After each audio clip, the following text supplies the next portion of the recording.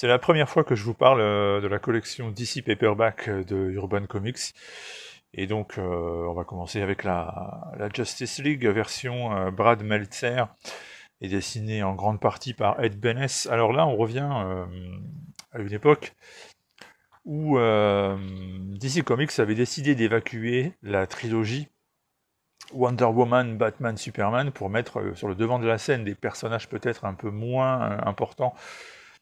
Et c'était une époque assez délicate pour la Justice League qui sortait juste des événements de Identity Crisis où les super-héros avaient fini par se déchirer, où Batman avait appris qu'il avait été manipulé mentalement, on lui avait fait oublier des souvenirs. Bref, ça avait créé une espèce de tension très très forte entre les personnages, et on avait bien cru que ça en était fini de la Justice League et de la complicité entre tous les super-héros de l'univers d'ici. Et en fait, non, pas du tout. Et la Justice League est repartie. Alors regardez, je vais vous montrer l'année, hein, vous l'avez ici, c'est l'année 2006. Pourquoi je vous montre?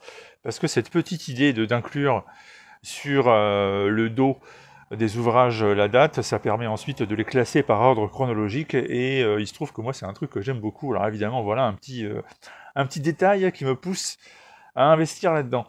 Sinon, cet album que je vous montre s'appelle la saga de Red Tornado, parce que c'est Red Tornado qui est au centre des premiers épisodes. Alors lui, c'est une espèce de vision chez Marvel, ou de Pinocchio dans les contes pour enfants, Pinocchio de Carlo Collodi. Alors, en fait, Red Tornado, c'est un androïde, il est pas vraiment humain à la base, même si ses circuits sont tellement développés qu'en réalité, on a vraiment l'impression qu'il l'est.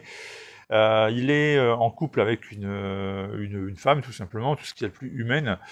Mais lui, par contre, il n'est pas normalement, donc à la base, humain, ce qui fait que son corps n'est pas humain, ce qui fait que, par exemple, ses mains sont froides, sont faites de substances, de matériel qui n'ont rien à voir avec la peau humaine.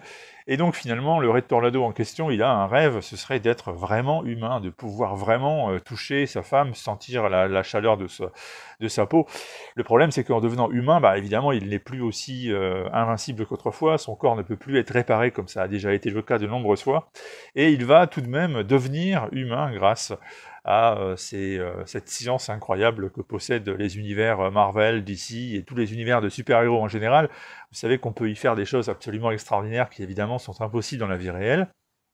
Et donc, ce Red Tornado, notamment avec l'aide du Spectre, va devenir, et de Deadman, pardon, également, va devenir humain. Le problème, c'est qu'en fait, cette transformation, elle est pilotée par des personnes peu recommandables qui vont le piéger, et une fois qu'il va être humain, et ben, il va se faire littéralement tabasser, tandis que son corps métallique, son corps androïde, lui, il va être volé et utilisé derrière par Amazo pour arriver à ses fins.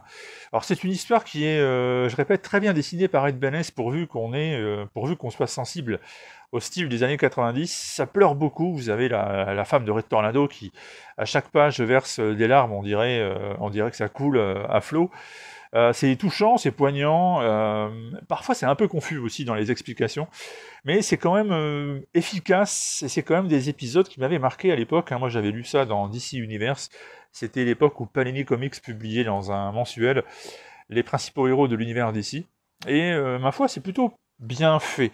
Et puis on enchaîne derrière avec le second arc narratif de la Justice League de Meltzer, qui à la base est un auteur de polar, et on retrouve dans ce second arc narratif des épisodes de la GSA, donc la Société de Justice. Il y avait une espèce de crossover entre les deux à l'époque, et on y trouve une histoire avec des personnages de la Légion.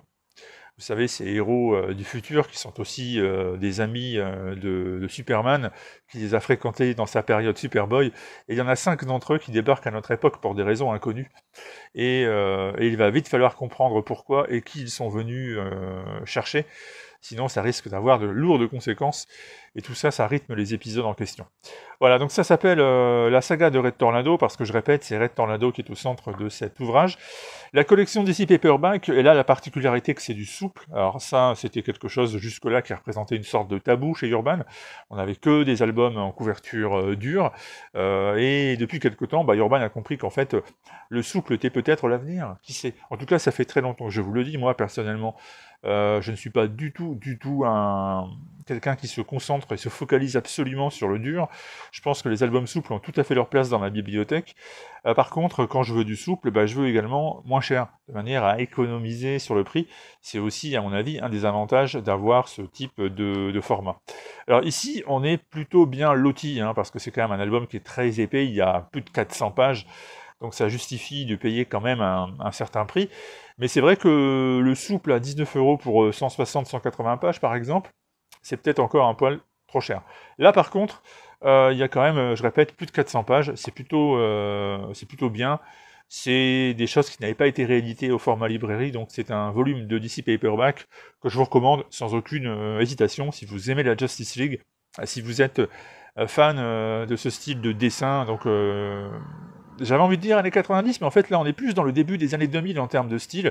Bon, de toute façon on y est en termes de chronologie, mais c'est-à-dire que le style des années 90 commence déjà à disparaître, il est recyclé avec plus d'attention dans les détails, avec plus d'attention dans les anatomies.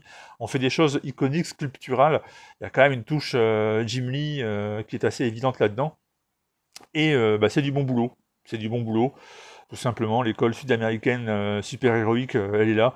C'est généralement des artistes qui sont capables de présenter des personnages massifs, très détaillés, et ma foi, moi j'ai bien aimé comment c'est illustré, et puis j'ai bien aimé l'histoire en général, même si je répète, il y a quand même quelques petits trucs parfois un peu fouillis.